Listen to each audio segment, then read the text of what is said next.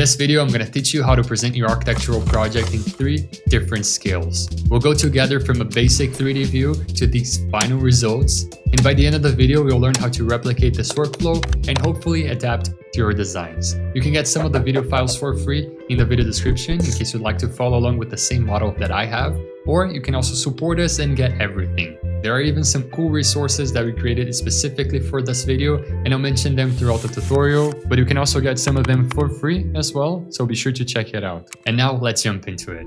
So the first thing we need to do is export these models from our modeling software of choice. We're going to be using SketchUp here, but this could also be done in Rhino, Revit, ArchiCAD. I mean, this step is not exclusive to SketchUp, okay? What I want you to understand is simply the thinking part of this part, so you can adapt as needed to another 3D modeler. Let's start with the larger scale here, and as we progress with the video, we'll switch models. The process is a little bit the same for all scales. So let me highlight a few things here. Okay, assuming your design is fully modeled using groups or components, you know how it's supposed to be done. What you need then is to organize these groups with the materials that are going to be used. We need to assign color to these groups. This helps us emulate the group structure later in Illustrator. And because, well, since our pavilion is almost entirely made of wood, the wood grain becomes a factor to be considered in the final result, right? It will all make sense later, but that's why since I have wood, I'm painting each direction with a different color. And don't worry about the exact colors. I mean, any color works, it's just for selection. And again, this process is pretty much the same across scales. So if your model isn't complete or one of the scales isn't complete, just make sure that all parts still follow the color codes. Once our design's colors are completely set, we'll duplicate the model twice and clean up to have exactly what's going to be shown at each scale. In some occasions, you could simply change the view window limits, like zooming in more or less, but it's more impactful if we actually sort of physically separate the different parts. If done right and with intention, this makes the structure more clear and shows how it gets put together. And of course then, if you're on Revit or another software that allows you to locally change parts of the model for specific views, you don't necessarily need to do that to divide into different files. The only thing is that make sure that you have a backup of the original model so you don't end up losing information along the way. And with these filtered and cleaned up views, and especially with the colors in place, we'll export a PDF file to open in Illustrator. And with these colored fields, it's going to make the process quite quick and easy to work with. But hey, I know that with Rhino, you need to resort to something like the make 2D command, which doesn't export with color fields. So in that case, you're better off just using the live paint bucket tool in Illustrator later. It's a bit more time consuming, but it works just as well. Important note here, because for some scales, it might be needed additional exports to guarantee more control of our drawing in Illustrator or even Photoshop. In this specific case here, we could split the component scale into 2, one for the main pavilion component and another one for the pavilion's surrounding. This is more for organization purposes, but you can also think about detail. For example, in the connection scale, we can export the invisible lines that will allow us to create a more complex and layered drawing that will help the viewer understand the joinery a little bit better. Also, this is very optional, but we think adds a lot to the final result is that we're exporting the shadows. Same exact view, but just the shadows. And each 3D modeler has a different way of getting a view like this. It can be with lines if the BIM software only does it that way, like Revit or ArchiCAD. But the important thing is that these shadows should be saved as an image file with the exact same view of your base drawing. Same exact size is suggested, but if you just get the same angle and proportions, it should be fairly easy to match later in Photoshop.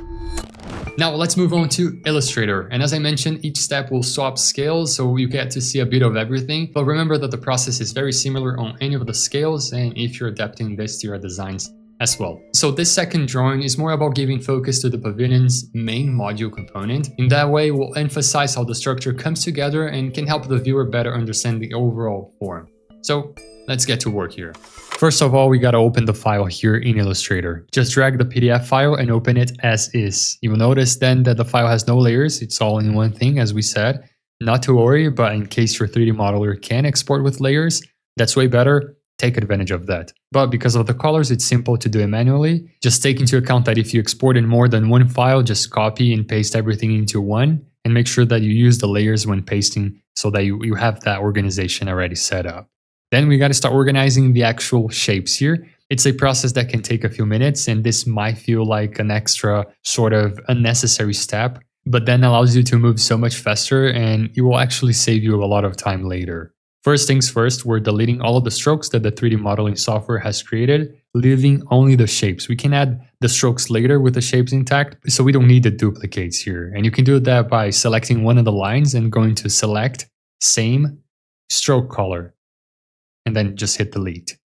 Now it's finally time to use the colors to separate everything. And it's the same process, just select one of the shapes and then go to Select, Same, but now choose Fill Color. All of the similar shapes are going to be selected. Just group them. Then move to the next color once you have everything sorted out. And once you get this process, it's not that long. Then once everything is organized, you can get a color palette and then start applying to your groups. I'm using here something that we've tested before, thinking about a wood finish, but then adapt to metal, concrete, or any type of structure or surface that you have. And then obviously, naturally, it's best to apply the darkest colors of a palette over the shadow faces you just exported so that we emphasize the brightness and contrast. It really helps to add depth, especially when combined with the shadow later, as you're going to see. This is the good thing about this organization because we can really try out effects and different appearances. For example, we can add a stroke of 3 points maybe on that and make sure that it's all cornered with round joints and everything here on the properties. It usually looks best. And it might be worth testing because this really depends on the drawing scale and size, so how thick this stroke is going to be. My tip is that it's all about testing and seeing how it looks and then adapting as you go. Then it's time to add some textures, and this is a fairly simple step, but you gotta pay attention on how you're going to organize your file. First thing I'm going to do is create a new layer, and I want more of a hand-drawn feel to these textures, something like a line pattern. So you can either draw it yourself by hand, which takes a bit of skill and, well, time for sure, or alternatively, we're giving away this pack for free that we're calling the Representation Essentials pack. It has a bit of everything, and included are these 3 hand-drawn patterns vectorized, which already gets you loads of results. But then if you want more options, more diversity, we've got the Patterns pack that you can purchase. It's all vectorized and hand-drawn, and you can use in all different types of software. And by purchasing it, you're also supporting our content here and allowing us to produce more free tutorials and more free resources. I'll leave everything in the video description, and I highly recommend checking everything out, all of the links, because there's more free stuff later in this video. So back to the video, as I was saying, with the drawings complete, you can group all of the shapes. I like to back it up with a copy so I don't lose any of the original drawings. Then we gotta make this pattern isometric. You can use the traditional method that I've taught over and over here on the channel and very in-depth over this course here. But since there's no need to be that specific in this case, we can just press E for the free transform tool. And to get the result we need, just drag the edge something around at 30 degrees. I don't recommend this way if you want to get perfect isometric, but it does the job for this use case. Once the texture is ready, we can select the group we want to mask, and the most efficient way is to copy it, then paste it right over the texture with the Ctrl-Shift-V shortcut, and make it a compound path by going to Object, Compound Path, and Make. Or if you like shortcuts, just hit Ctrl-8. And remember that since we're dealing with vector-shaped patterns, it's quite easy to change the appearance. And for this example, I'll set the stroke to white. Then we select both the pattern and the compound path, and then we can just right-click on it and then choose Make Clipping Mask. The texture is now showing only where the shape is, and the good thing is that this is non-destructive, so the shape can be modified if you want it. Then do this to all of the other layers, and again, respecting the directions of the wood grain in this case. If you're doing just for concrete or metal or anything else, you might not need to pay attention to the direction, but it really makes a difference here with the wood. Just pay attention to the variations through the layers so that you avoid repetition and make this look natural. You can either rotate the texture freely, or if needed, reflect it by right-clicking on it and then heading to Transform and Reflect. Once this is done, and before we head to the next steps, cutouts and more stuff, we do the same process to the background exporting. The only difference is that in this case, all groups except the cabinets will look the same with a simple black line with white fill. We can even add the wooden texture to the floor through the same clipping mask process. Then in the cabinets here, we'll apply a local Illustrator pattern, which works pretty much the same as a fill color. You can set it through the Properties tab by clicking in Fill, Swatch Libraries menu, Patterns, Basic Graphics and Textures. And there's plenty of options here. I'll choose one that adds a little bit of texture, but that it doesn't draw too much attention. Remember to keep the organization going. Once you copy and paste it in the same file as the pavilion, just make sure that the layers are separate and in the correct order. Simply create a background. Okay, next we'll add some trees and human scales. Same thinking here, you can obviously use whichever assets you prefer, but all of the trees and bushes we're using are available in the representation essential packs that you can get for free in the link in the video description. I think the best option we have for this style is to choose a tree cutout with a plain treetop, maybe lowered by 50%. This way we can still see the design through the leaves and it doesn't feel too overcrowded or too noisy. Then the human scales can also be set to a low opacity, something like a 50 or 75%, so that it won't cover the pavilion and then it actually blends a little bit better with the composition. And by the way, another free set of resources for you. This small sample of some isometric scale figures. So if you'd like to use the same ones as we did, make sure to check the video description. Next, for the floor, we'll add some stones, which again can be drawn or also used from our representation essentials pack. Just make sure that you use something that makes sense to your project. The same isometric transformation we did for the wooden texture is valid here. The only difference is that we'll insert a rock pattern which is native from Illustrator through the same fill process we just did to the cabinets using the fill property. Now listen, this overall process is pretty much the same for all scales, but I need to say that in the detailed scale, the most zoomed in one, I'll add an extra layer for the invisible lines by using one of the exports from the 3D and then pasting it right over the fill layers and setting this, in my case here, for a white dashed stroke. It all depends on the result you're looking for, but for us here in this drawing, this appearance makes a lot of sense. Then we just duplicate the fill layer and set them for a black stroke. This will sort of strategically cover the white stroke over the visible edges. And all of this added a lot of depth and information to the diagram, right? Okay, if we stop now, this is the result we have. It's already looking quite good, but we can take it to Photoshop to create more of a dreamy looking visual, add shadows, add textures. Personally, I feel that it elevated the drawing to a whole nother level. You'll notice that some of the stroke weights may look rough, but this is part of the vector rendering of Illustrator. Once we get to Photoshop, these vector shapes and information will be rasterized and they will look much softer. Alright, third step now, Photoshop. For this last part of the tutorial, we'll dive into what we're calling the connection scale. This one is a much more detailed scale. If you want, it's where you can add bolts, cables, detailed joinery, and whatever you want to express the complexity of your design. Again, we'll go through the overall process and then I'll specify some key points from previous scales. So to get started, let's open the shadow image file here in Photoshop. And as we have exported it from the same software and with the same file size and all of that, same settings, we can use it as the artboard to import our Illustrator file later. But if your shadows are not coming from the same software or don't have the same size, I strongly recommend you opening manually a document with the same file size from Illustrator so that you can line everything up. Let's now do some fine tweaking to the shadow's appearance. And there are multiple ways to handle this step. Each one of us can have a preferred method, but at the end, it all gets to the same place. So here's one way you can do this. With the shadow file open, grab the Magic Wand tool, select all of the dark parts, and then go here to the bottom of the Layers tab and create a mask.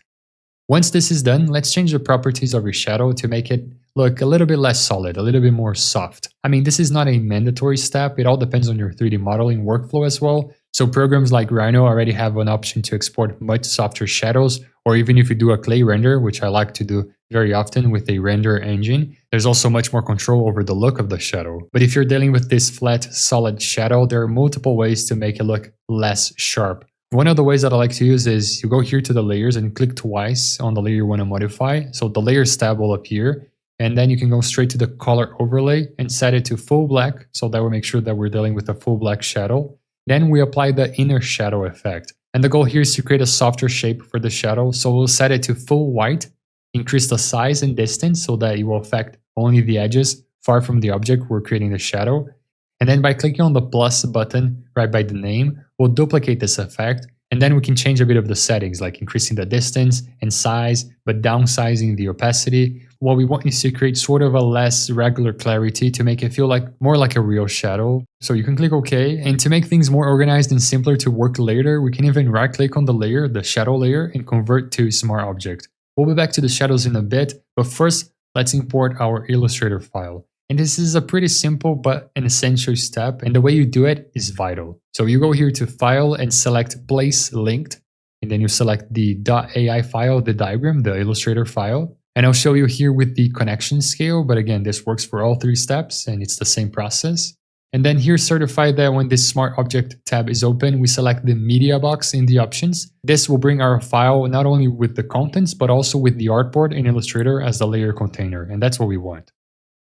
Now here's the thing, if you look at the rasterized version of your Illustrator file here in Photoshop, and you feel like the strokes look too rough or even too soft, the best part of the Place Linked and why working with Illustrator and Photoshop at the same time is so powerful is that you can double click on the layer here in Photoshop, and then it will open your Illustrator file so that you can adjust it as needed, then save it and it will be automatically updated in Photoshop. And this is really, really powerful.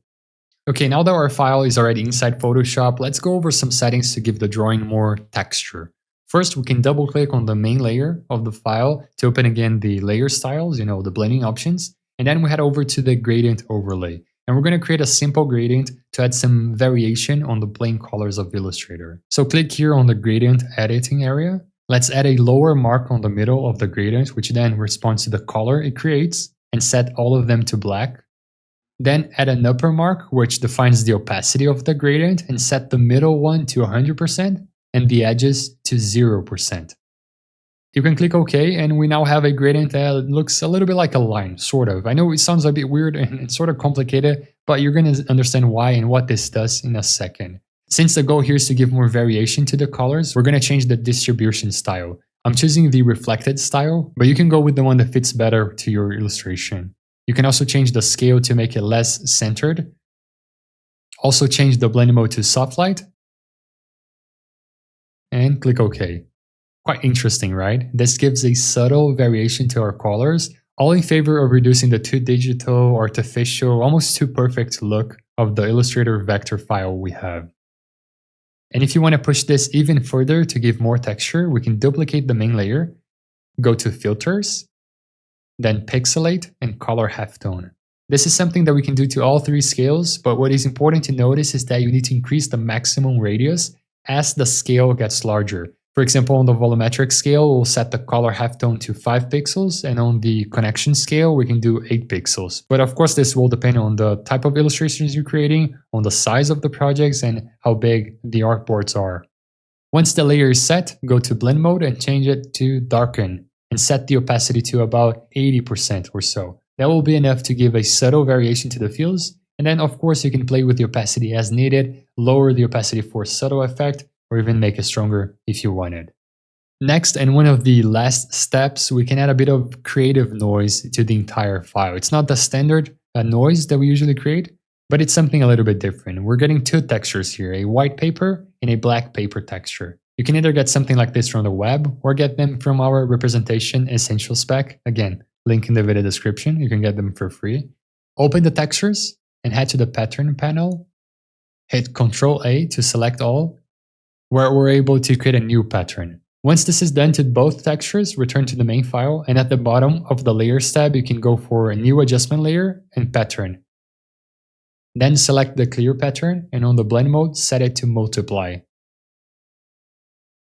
Now repeat the process, either duplicating or adding a new pattern, but now for the darker one. And for the blend mode, choose screen this time. You can set the opacity to around 80%, but feel free to play with it.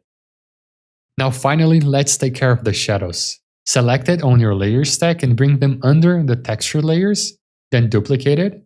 Set the blend mode of the lower one to multiply and around 10% opacity. This will make that white soft edge that we had put before disappear. Then select the one at the top and set the blend mode to overlay, around 80% of opacity for this image. You can adjust it however you need. Maybe some of the scales will need a different percentage on the opacity if you think it's too hard or too soft, so be sure to play with it. But for this one, I think 80% looks quite interesting.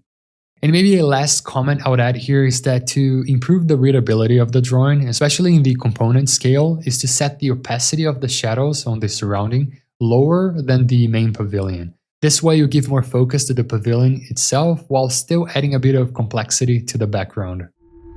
And that's it. I know it's a super intense and detailed tutorial. We went from this to this, such a difference, and even though the steps might seem like an overkill or that it might take too much of your time, once you get the hang of it, you can move quite fast, and you give this very unique style to your drawings. This way you will definitely stand out from your peers when it comes to visually communicating your designs. As always, remember to adapt this workflow as needed to your projects because each design has its specifics. And also, visually enhancing a drawing is about helping you tell its story in the best way possible. You're not doing only for the looks, okay?